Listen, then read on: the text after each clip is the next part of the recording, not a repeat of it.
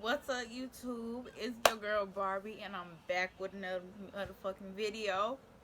And first off, I just want to say I know it's been a while since I did my last video, but I'm finna have a lot more videos coming out, and some of them videos pretty much finna explain why it's been so long. But today's video is a story time video of how I got my beautiful son, my biggest blessing ever. That's like, God blessed me tremendously when he brought my son into my life. So we finna tell that story of how I got my son in my life, and let's just get into the video. So, as you guys know, I'm a young mother. I'm 19 with a 1-year-old son named Kingston. Now, I did have my son at the age of 17, a couple weeks before my 18th birthday. His father is,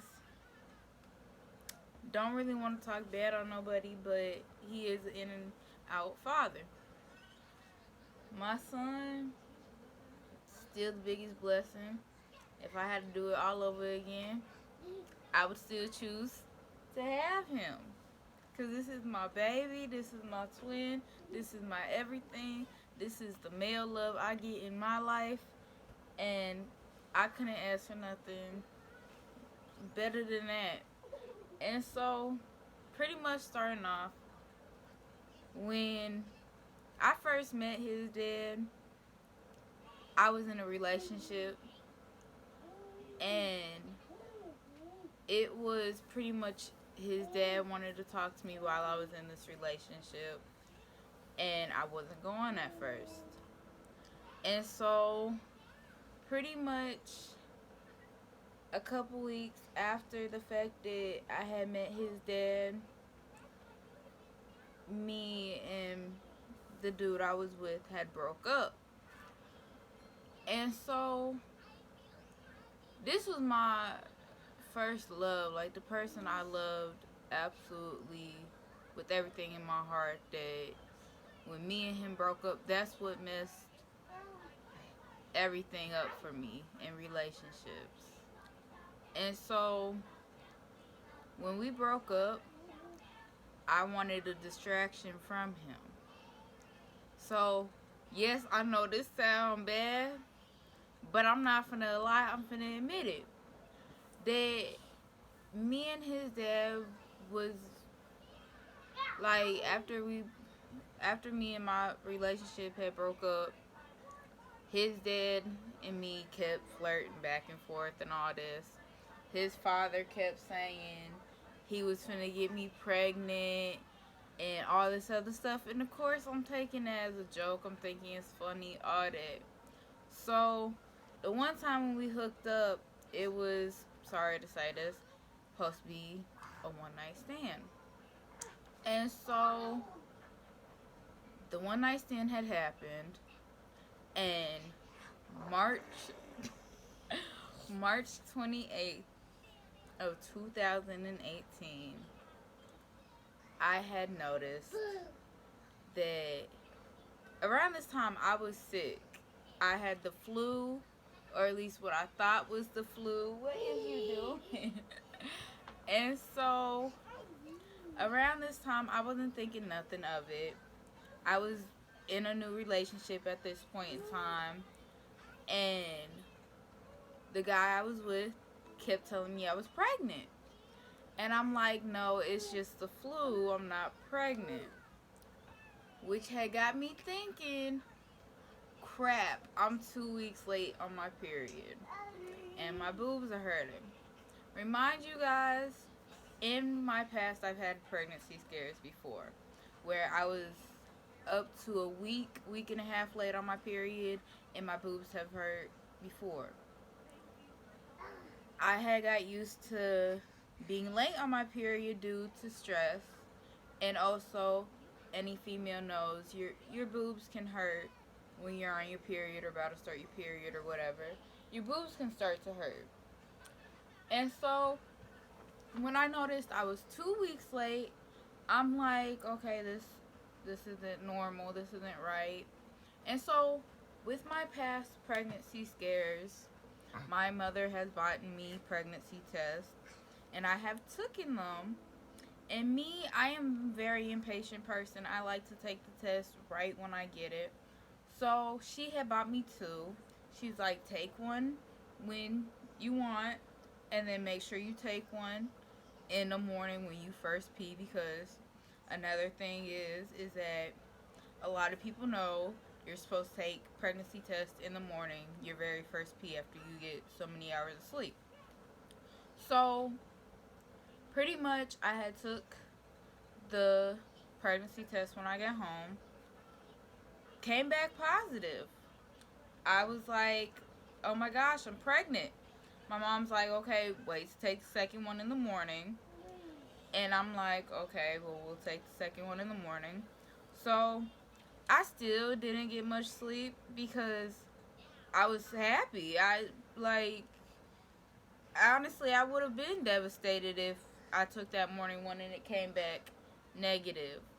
And so we took the one in the morning, it came back positive. And at this time, like I said, I was 17, and I'm also a diabetic. So I am very stubborn when it comes to taking my medicines and all that. So at the time of me also finding out I was pregnant, me being a minor, the doctors wanted to see me for my diabetes, and they had called my mom and all that, and she explained to them that I had just took pregnancy tests and it came back positive. So they said, screw getting me an appointment, take me to Children's ER and all that. And so when we got to Children's, they talking about, if you're pregnant, we got to take you to Barnes because you're medically emancipated. So they didn't tell me I was pregnant. They just automatically sent me to Barnes. And I was like, oh crap, I really am pregnant. And of course, my mother had mixed emotions because, again, I was young. But not only that, she knew of course, my mother knows I'm a diabetic. She's my mother. Of course, she knows that. But she was scared for me because she knew what it was like, because my mother is also a diabetic. She knew what it was like being a diabetic and being pregnant. So she had mixed emotions. She was scared for me. She was happy for me. And it was just, I couldn't blame her. And also the fact of my age, and the fact that I'm not married, and the fact that I'm not with my child's father as we speak. And so she was just concerned. And so when after the Barnes trip and all that, they got me into doctor and all that, and first ultrasound came, and his father, uh pretty much, he was there for that first ultrasound, the beginning of the pregnancy and all that. I don't want to say it was completely good, but also he was there more. And like I said, we weren't originally together, but when I found out I was pregnant, I pretty much was like, okay, well, let's try this because we have a baby on the way. And with all that, from then to now, me and him in the on and off stuff, which the on and on stuff honestly ended while I was pregnant still. I want to say I was around 5, 6 months pregnant when we stopped the on and off relationship, because I just couldn't do it no more. It wasn't worth it. It wasn't worth risking so much stress that it would have harmed him. And because during my pregnancy, he wasn't abusive, but there was a couple incidents where he had put his hands on me, and me and him would constantly argue. He didn't believe that my child was his, and it was just so much craziness because he was the only person I was with, and he still to this day, even though he has seen his son and all that, and him and his family will be like, oh my gosh, that's your twin and all that, he still will deny my son and all that. And so to this day we still argue, we fight, and I really try not to. I really wish he would step up to the plate and be a father to his son, but right now that's not the case. And I don't want this video to be long, so it's probably gonna be a couple like parts about this video, but I just want all the young mothers and all that, and just people in general, like any woman who kind of is going through stuff I done went through, I just want you to know you're not alone. There's so many young mothers out there and single mothers, and I'm not saying this in that type of way, but I get the feeling of being a single mother and wanting your child's actual father to be in his life. But there are, and I say this because it's true, there are fathers out there that aren't fathers, but when they come into your life, they are a father to your child. So I say that like that because they are more of a father than the biological father. And when you get something like that, don't let it go. I was a couple months ago engaged. It did not work out, but he loved my son. To this day, he still loves my son, but things just didn't work out. But I will say that the guy I was with when I found out I was pregnant, who kept telling me I was pregnant, is an amazing father to my son. And no, me and him are not together, but he loves my son and my son loves him. And I would never take him away from my son. Like, no, we're not together. I know that sounds crazy and all that, but he's the person who's been there for my son and the male figure who has been there for my son. So I say, like, stay strong and be patient. Like, your time is coming. Just stay a strong mother and realize no matter what you go through, look at your child and realize the blessing that you have.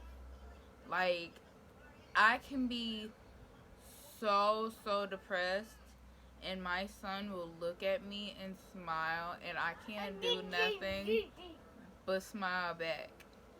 And I will say this much again, this will probably be a video in the future, but I used to be a self-cutter. I've been diagnosed with PTSD. I've been diagnosed with anxiety and depression, and I used to be a self-cutter. I've been in the psych ward before, and I will say that up until the point I found out that I was pregnant, I used to still want to kill myself and all that. But now that I have my son, when I tell you guys, I have not had a single thought like that go through my head since I've had him. I really have not, because he needs me. I can't leave this world. Like, this is my baby. This is my son. God gave him to me for a reason. And at the end of the day, This is God's child. I'm God's child. Like, this is like God's loan to me to take care of him until he takes us all home. And so I really would not change it for the world. Like, that is my biggest blessing ever. I love him. And I know a lot of people be like, well, do you wish you could change the father? And it's not necessarily I would want to change the father. I just wish I could change what he's done and what he has said, and like to actually make him a father. Because honestly, I don't look to him as a father because he has never done anything for my son. He has really barely even been there for our son. And so that does hurt me, and there's nights when I cry about it because even though my son has a father figure in his life, it's not his actual father, and that hurts me because I feel like his actual father should be in his life, and sadly he's not. And he likes to sit here and bad talk me as if I'm the one in the wrong, and I lit him because it's like my actions show. And if it ever came down to it, I have the proof that I need to show that he is the one who's not there and all that. And so it's just, I get it's hard. It really is. But you gotta stay strong and know that there are people there to support you. And so, yeah, I just know that your child is your blessing. No matter what, they are the biggest blessings that you could ever ask for. They really are. They may stress you and get into stuff that they're not supposed to be getting into and do stuff and all that. But just remember, they're learning and all that. And so, yeah, that's pretty much part 1 of this video. Please like and subscribe to my channel. Please share my channel. I am working on my channel, you guys. And I promise I'm finna be making more videos. Like I said in my first video, makeup will be in there. And I'm just ordered this nail kit. I'm finna be doing nails. And vlogs, pranks, all that stuff is coming, you guys. I just need your guys' help and support on making my dream come true. And that is to do YouTube and to show you guys my life and to help you guys out. So, that's the end of this video. And again, please like and subscribe and hit the notification button, because Barbie is here and Barbie is here to stay. And so is Kingston. If Kingston would come here and stop acting so crazy, because he is acting crazy. But come here. Why are you throwing yourself down? But as you guys can see, his hair is a little messy. But me and Kingston will be doing a lot more videos. Aww, I love you. Mwah. He is currently teething. He has 8 teeth coming in at once right now, you guys. He has 8 up here, and then he has 8 coming in back here. So, we are going through a storm right now with that. But I love you guys. And I will be back with another video next week sometime. And have a super tremendous blessed day. And do not let nobody get you guys down. So that is it for this video. And we will see you next time.